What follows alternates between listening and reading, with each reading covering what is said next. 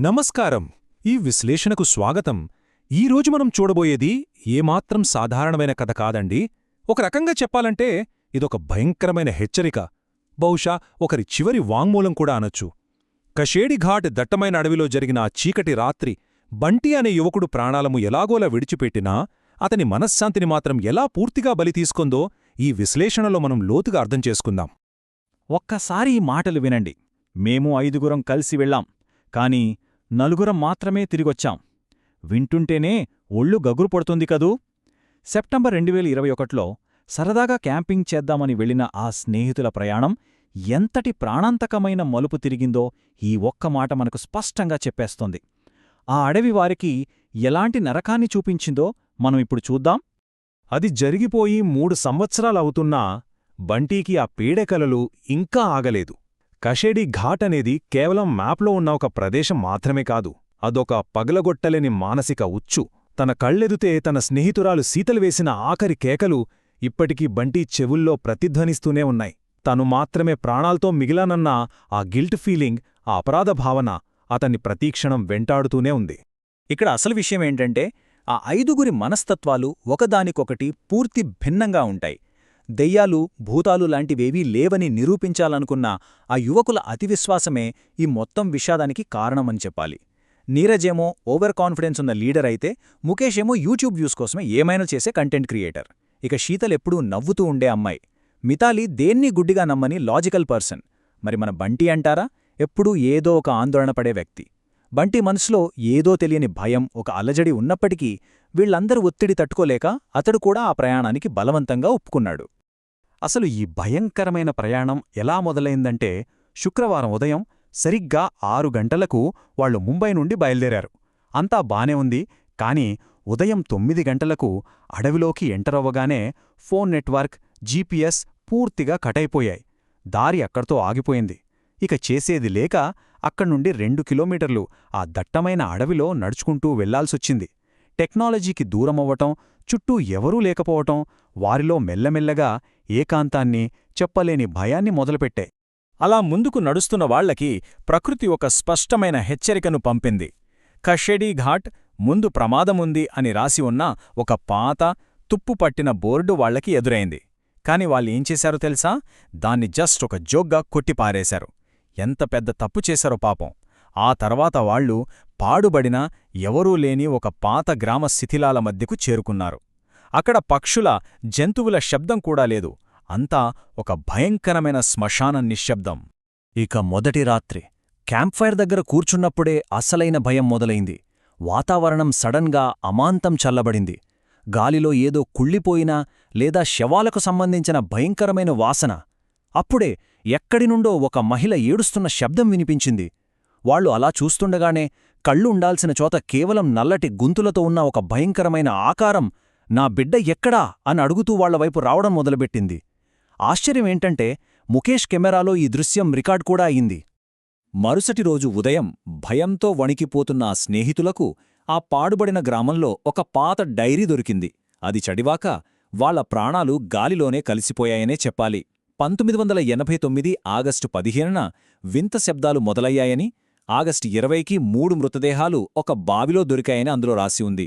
చివరగా ఆగస్టు 28న ఇక్కడికి ఎవ్వరూ రావద్దు, ఆమె అందరినీ చంపేస్తోంది అనే మాటలతో ఆ డైరీ ఆగిపోయింది. ఈ డైరీ వాళ్లు ఎదుర్కొంటున్న భయానికి ఒక చారిత్రక వాస్తవాన్ని జోడించింది.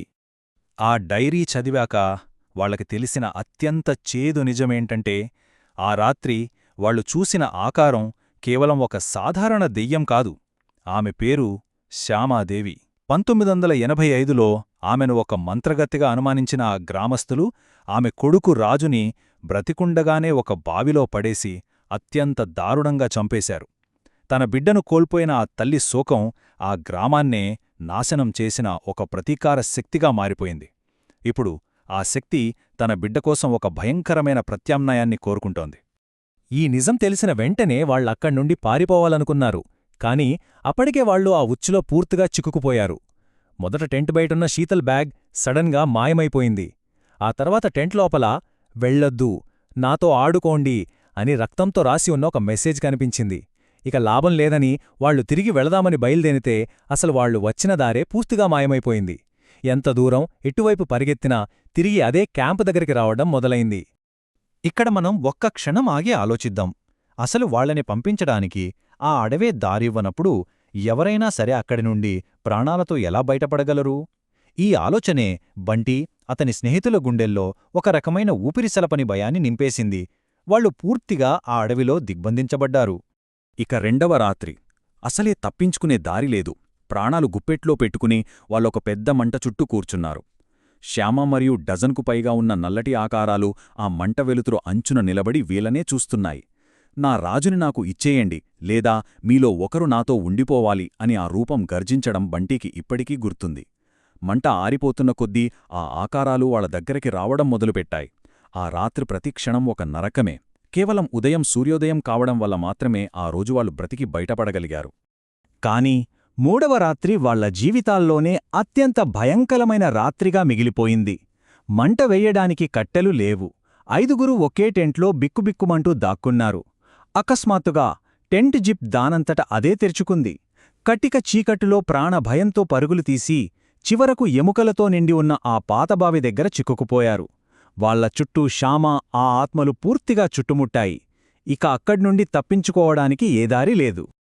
ఆ కటిక చీకటిలో అత్యంత విషాదకరమైన ఘట్టం చోటుచేసుకుంది. ఒకవైపు నలుగురూ ప్రాణభయంతో అరుస్తూ ఏడుస్తూ ఎలాగైనా పారిపోవాలని తపనపడుతుంటే, దానికి పూర్తి విరుద్ధంగా శీతల్ మాత్రం ఎవరూ ఊహించని విధంగా అత్యంత ప్రశాంతంగా ఆత్మబలిదానం చేయడానికి ముందుకొచ్చింది. అసలు ఒకరు ప్రాణభయంతో వణికిపోతుంటే మరొకరు అంత ప్రశాంతంగా మరణాన్ని ఆహ్వానించడం చూసి బంటి మనస్సు పూర్తిగా కలచివేసింది. ఎవరో ఒకరు బలి కావాలి. మీ అందరికీ కుటుంబాలున్నాయి, కాని నాకు ఎవరూ లేరు. శీతల్ చెప్పిన ఈ ఆఖరి మాటలు వింటే ఎవరికైనా కంటతడి రాక మానదు. తన స్నేహితులను రక్షించడం కోసం తన ప్రాణాలను అర్పించడానికి ఆమె ఆ శ్యామవైపు నడుచుకుంటూ వెళ్ళిపోవడం ఈ కథలో అత్యంత హృదయ విదారకమైన సంఘటన. శ్యామ శీతల్ చెయ్యి పట్టుకోగానే ఆశ్చర్యంగా 3 రోజులుగా మాయమైన ఆ అడవిదారి అకస్మాత్తుగా వాళ్ల ముందు మళ్లీ తెరుచుకుంది. శీతల్ వాళ్లని వెళ్ళిపోమని కన్నీళ్లతో సైగచేసింది.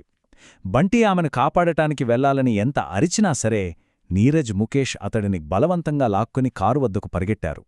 కళ్ళెదుటే ఒక స్నేహితురాలని ఆ కటిక చీకటిలో ఒక దెయ్యం చేతిలో వదిలేసి పారిపోవాల్సి రావడం బంటిని మానసికంగా పూర్తిగా విచ్ఛిన్నం చేసింది.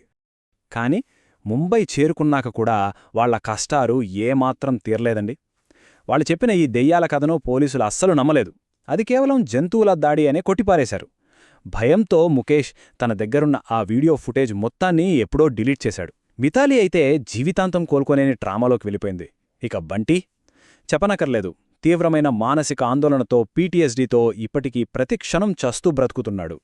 ఈ కథ ఇక్కడితో ముగిసిపోలేదు. ఇక్కడే ఒక ఊహించిన ట్విస్ట్ ఉంది. ఇటీవల ఒక కాలేజ్ విద్యార్థిని బంటికి ఫోన్ చేసి కషేడిఘాట్లో క్యాంపింగ్ గురించి టిప్స్ అడిగింది. ఆ పేరు వినగానే బంటి వెన్నులో వణుకు పుట్టింది. దయచేసి అక్కడికి వెళ్లొద్దు అని ఎంతగానో బ్రతిమాలాడు. కాని ఆమె అతని మాటల్ని ఏమాత్రం సీరియస్గా తీసుకోకుండా నవ్వుతూ ఫోన్ పెట్టేసింది. ఆ తర్వాత కొద్ది రోజులకే బంటీకి పోలీసుల నుండి ఒక కాల్ వచ్చింది. ఆ కషేడిఘాట్ అడవిలో 5గురు కాలేజ్ విద్యార్థుల మృతదేహాలు అత్యంత దారుణమైన స్థితిలో దొరికాయని వాళ్లు చెప్పారు.